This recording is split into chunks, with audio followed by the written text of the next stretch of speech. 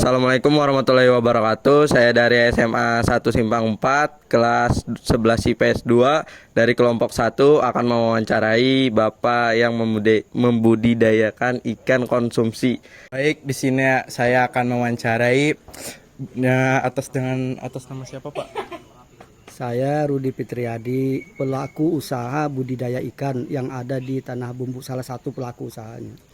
Baik, saya di sini akan mewawancarai Bapak. Terus pertanyaannya, apa latar belakang Bapak mendirikan usaha ini? Pertama ya ini hobi dan memang background pendidikan saya kan saya S1-nya perikanan. Nah ini usaha ini saya sesuai dengan ilmu yang saya dapat waktu kuliah dulu. Alhamdulillah saya terapkan dan saya membantu masyarakat juga yang memelihara ikan, pembudidaya ikan.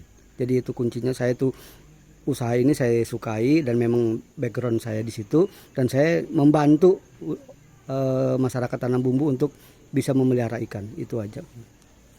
Sejak kapan Bapak melakukan usaha budidaya ikan ini, Pak? Kalau budidaya ikan secara umumnya itu sudah lama, sejak 2013, tapi untuk pembibitan itu saya mulai di 2017. Di sini saya membuka khusus pembibitan karena di Tanah Bumbu waktu itu belum ada yang membibitkan ikan. Nah, saya membantu orang di sini dulu kewalahan untuk mencari bibit ikan. Nah, saya ke petani-petani, alhamdulillah sekarang udah banyak. Udah banyak mencontoh usaha seperti saya ini, sudah banyak juga. Apakah usaha ini menjadi usaha pokok atau usaha sampingan Bapak? Usaha pokok saya di bidang budidaya ikan ini, usaha pokok ini. Jadi saya kemarin tuh kan karena bibit ini kan tidak perlu lahan luas. Cukup di dalam rumah seperti ini kita punya kolam-kolam kecil, ini kan banyak kan kolam-kolam penampungan. Itu cukup. Tapi kalau untuk pembesaran kolamnya harus luas, harus di tempat yang luas. Kalau untuk pembesaran, kalau saya ini khusus untuk penampungan bibit saja. Kalau boleh tahu berapakah modal awal yang Bapak keluarkan? Modal awal maksudnya untuk dari itu kan ada sarana produksinya, kemudian sampai produksinya. Nah saya itu kan bikin kolam ini kan termasuk modal yang tertanam. Kemudian kalau bibit yang datang itu biasanya saya mendatangkan langsung satu mobil itu satu pickup, jumlah bibitnya itu antara 60.000 sampai 100.000 ekor. Itu kisaran uangnya mencapai 30-an juta, 20 sampai 30 juta itu biasanya. Ya itu diputar itu. Jenis ikan apa yang Bapak budidayakan? Yang banyak yang disukai orang di sini ya ikan-ikan air tawar, ada nila, ikan mas, patin, lele, gurami, ikan pepuyu. Yang umum ada nila merah, ada ikan haruan, itu bibitnya ada aja. Jadi yang dicari orang kita bisa menyediakan. Jenis kolam apa yang Bapak gunakan untuk memelihara ikan konsumsi tersebut? Kalau di sini kan khusus penampungan bibit. Jadi saya kolam-kolam semen aja, bak terpal. Tapi kalau yang pemeliharaannya itu sekarang ada yang bioplok. Nah, ini kan saya kolam fiber. Kalau untuk pemeliharaan itu kan ada kolam tanah, kolam pakai keramba. Itu bukan di sini, ada di tempat teman-teman yang langganan saya. Nah, saya selain menjual bibit, saya juga ke lapangan untuk membantu mereka membudidayakan.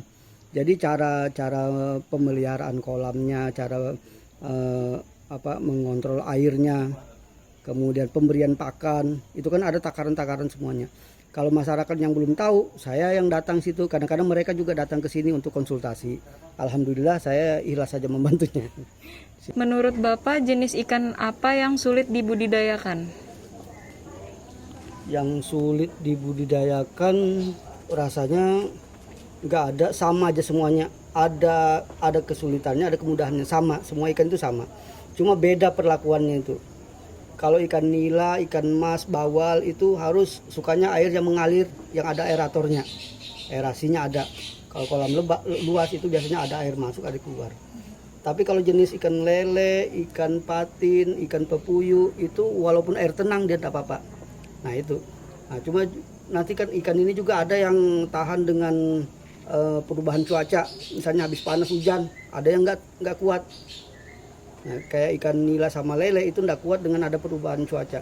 Misalnya habis hari ini panas, tiba-tiba nanti besoknya ada hujan, kemudian besoknya lagi panas. Nah itu kadang-kadang ikan itu kena jamur karena nggak kuat perubahan suhu tadi, perubahan mendadak. Apa saja yang harus disiapkan sebelum melakukan pembudidayaan? Pertama-tama ya kita siapkan kolamnya, airnya sebelum masuk bibit. Jadi kita siapkan airnya, jangan air baru, airnya jangan air PDAM karena air PDAM itu ada obatnya, pakai kaporit. Atau jangan air hujan 100%, air hujan ditampung langsung pelihara ikan karena itu tidak bagus. Kalau bisa air yang di sungai atau sumur. Nah itu.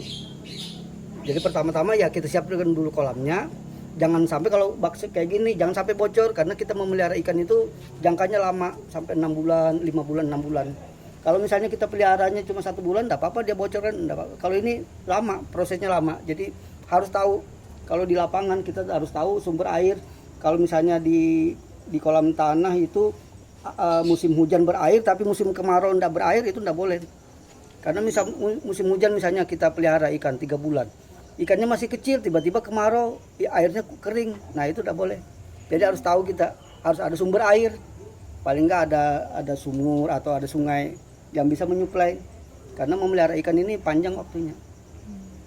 Menurut Bapak, bagaimana dengan proses pemeliharaan ikan tersebut? Maksudnya proses pemeliharaannya dari awal tebar bibit sampai panen begitu kah atau apa? Dari awal, Pak. Dari awal. Ya kita harus siapkan dulu kolamnya. Kalau itu kolam, kan perlakuan itu beda. Kolam ini ada kolam terpal, ada kolam semen, ada kolam tanah, ada keramba jaring apung. Itu beda, perlakuan itu beda. Jadi kita yang mana yang mau ditanyakan ini, misalnya kolam tanah. Kolam tanah itu harus kalau dulu kan ada pembajakan, dipupuk supaya makanan alaminya muncul. Nah kalau bak semen enggak. Ini paling kita pakai bakteri pengurai. Sekarang ada M4, ada aku enzim. Sekarang kan macam-macam itu yang dijual orang. Nah itu aja kita pakai itu. Kalau ini bagaimana proses pembenihannya, Pak? Pembenihannya beda semua ikan, nggak sama. Jadi kayak misalnya ikan mas, ya kalau sudah punya indukan, cari sepasang. Terus kita siapkan kolam pembibitannya, pemijahan.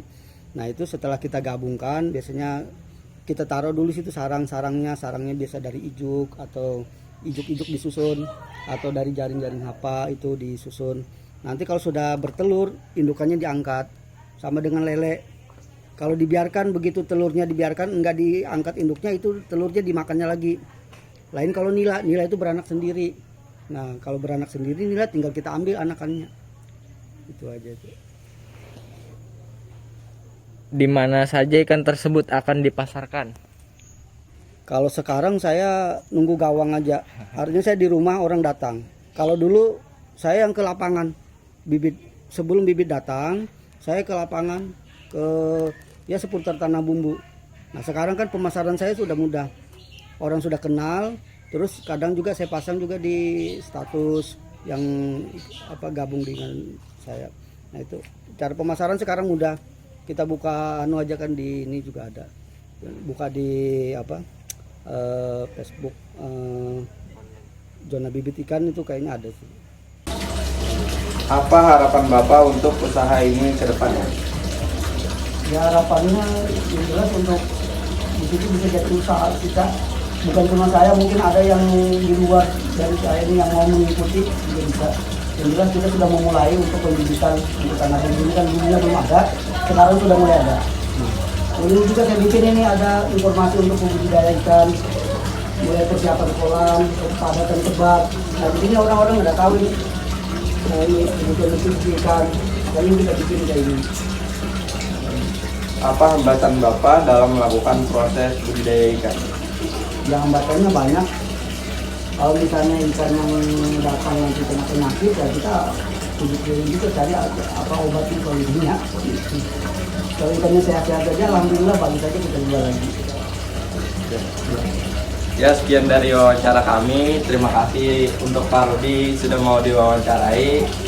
Salah hilap minta maaf untuk kata-kata kita yang kurang baik, Pak. Ya, langsung aja ditutup. Assalamualaikum warahmatullahi wabarakatuh.